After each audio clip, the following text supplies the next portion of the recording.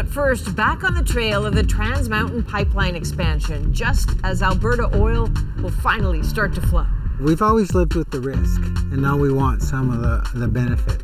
First Nations along the route shared their differing opinions on the worth of this project. We're protecting water, and we're wanting to have ceremony. And there's more nuance than that among Indigenous people on this long stretch of pipeline. In part 2 of his 3-part journey, Aaron Collins breaks down conflicts and potential solutions.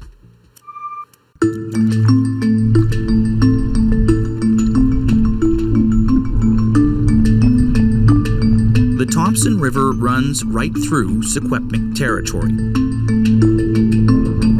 So does the Trans Mountain Pipeline, its expansion easy to see from the banks. We're following the path of the line to the coast, stopping in Kamloops along the way. And Tecumloops means where the rivers meet in the Shuswap language. For some who speak the language, TMX is a scar on the land, impossible to ignore. If we don't say anything, if we're not being active in our communities and doing the ceremonies that we're doing, then we won't, people won't know what our opposition is.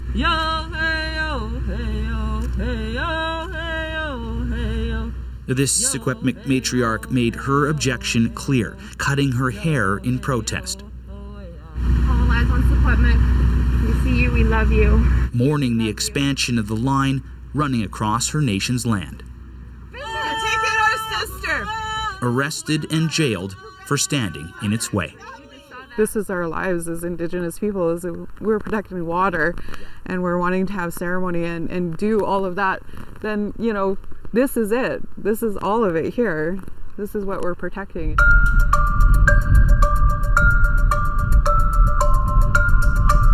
Just 40 kilometers outside Kamloops, the pipeline crosses the Whispering Pines Indian Band's territory. The potential dangers of the line lie just under this ground too, but they're walking a different path here, seeing an opportunity in this expansion. This is where the risk and the reward sort of sits for you. Yeah, we've always lived with the risk, and now we want some of the benefit. Previously, the benefits always flowed somewhere else. Today it goes to Ottawa. Previously, it went to Houston, Texas. People here are part of an Indigenous-led group that wants to buy Trans Mountain. Come on, babe. She won't come over here. She's a rodeo horse. She knows if I go for a ride on her, it's for work. Come on, Chinook. Used to chasing down horses, now rounding up other First Nations looking to invest, partnering with a Calgary-based pipeline company to make it happen. No easy task. I always tell people I have 8 sisters, and if you think they all agree, I have some news for you. Because, you know, not everybody agrees with owning the pipeline. And I get it, I understand. But it's here, it's on the landscape. We have to live with it. Now, the group has around 40 nations on board so far, but it isn't the only Indigenous-led group looking for ownership of the pipeline. Back in Alberta, another group hopes to use the pipeline to help right historical wrongs. Every First Nation has managed poverty since the signing of treaties and since the establishment of this country. That has to change. This member of the Enoch Cree Band helped start up the nation's casino, a business that boosted his band's finances. Now he's rolling the dice on buying a pipeline. His group wants to own TMX entirely, divvying up the profits between all the impacted First Nations along the line. A kind of economic reconciliation. What these initiatives are trying to change are those economic opportunities for the respective First Nations to share in the revenue base. If they would have done that, and by that I mean if the government would have done that right from day one, there wouldn't be the poverty that we have on these communities. All along TMX's path, First Nations are hearing these pitches.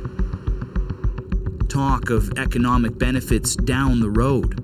Similar cases were made when the pipeline expansion was first proposed. Further west, near Abbotsford, BC, the Sumas Band and their chief were listening. It was back and forth, and of course, yeah, people were looking at the possibility of getting some money out of this, right? This Trans Mountain tank farm sits on traditional Sumas territory. The risk of a spill in the area anything but hypothetical.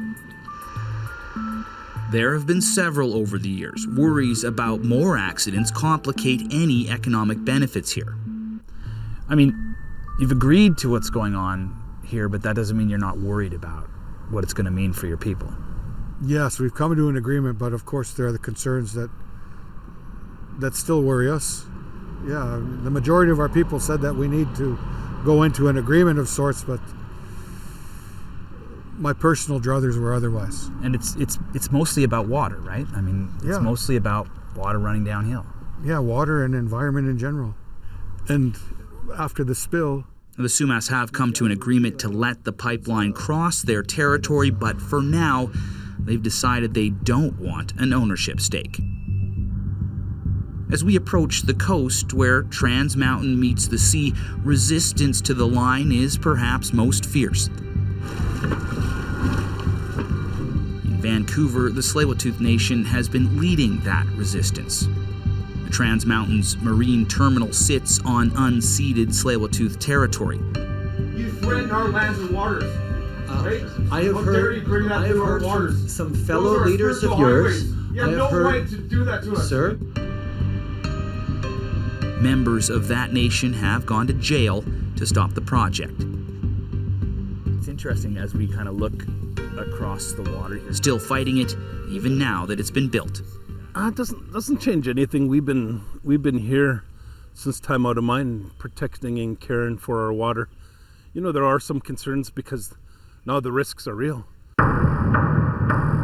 Those risks tied to climate change and the natural disasters associated with it. This pipeline project, part of a larger existential threat for this nation.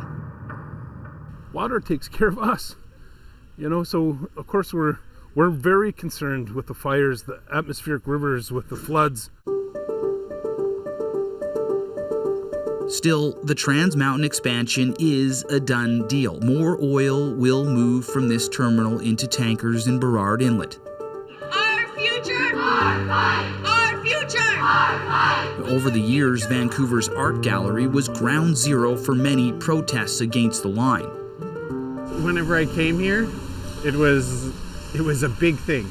It was like, whoa, there's a lot of energy here, there's a lot of people here. But that energy has changed. It's much quieter here now. And this Secwepemc knowledge keeper, a hard no on the pipeline in the past, has softened, focused on moving on.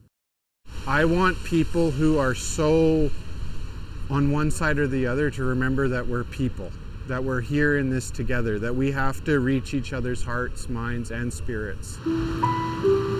A step away from conflict, hopefully moving towards something better.